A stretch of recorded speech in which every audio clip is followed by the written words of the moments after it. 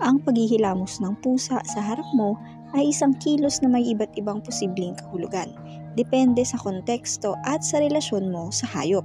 Sa kultura, sa paniniwala at sa pag-uugali ng hayop mismo, narito ang mga mas malalim na paliwanag.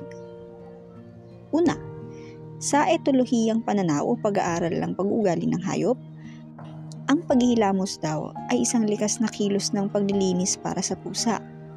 Ginagamit nila ang kanilang mga paa na dinidilaan muna upang punasan ang kanilang muka, mata at tenga.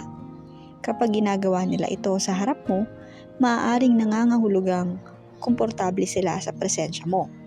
Ang isang hayop ay hindi gagawa ng ganitong maselang kilos kung pakiramdam nila ay nasa panganib sila. Kung naghihilamos ang pusa sa harap mo, isa itong senyales ng tiwala at kapanatagan. Bukod dito, hindi ka rin nila tinuturing na banta. Sa kalikasan, ang paghuhugas ng mukha ay isang vulnerable na kilos. Kaya kung ginagawa nila ito sa iyong harapan, nagpapakita ito ng kumpiyansa. Pangalawang dahilan, sa pananaw ng kultura at pamahiin. Sa ilang bahagi ng Pilipinas at maging sa ibang kultura sa Asia, may mga paniniwalang kaugnay ang kilos ng pusa. Una, sinasabing may darating na bisita kapag nakita mong naghihilamos ang pusa, lalo na kung ito ay paulit-ulit at tila nag-aayos ng sarili. Pwede ring may ibang paniniwala na nagsasabing swerte ang ganitong kilos dahil parang ang pusa ay nag-aanyaya ng positibong enerhiya at pagbabago sa kapaligiran.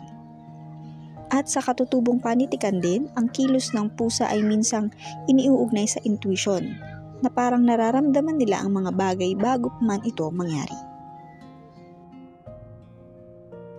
Pangatlo, sa personal na koneksyon. Kung ikaw ay may alagang pusa at madalas itong maghilamos kapag nasa paligid mo, maaari itong magpahiwatig ng pagkakaroon ninyo ng malapit na ugnayan. Ang pusa ay nagpapakita ng natural na pag-uugali sa harap ng taong pinagkakatiwalaan niya at pagpapahinga o pagiging kontento niya. Kapag busog o nasa masarap na kondisyon ang pusa, madalas silang maglinis ng sarili bilang bahagi ng kanilang cool down ritual.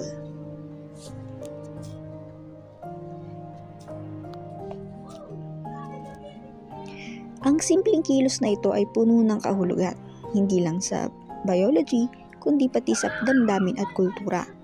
Minsan sa katahimikan ng isang hayop, may mas malalim pa itong sinasabi kaysa sa inaakala natin.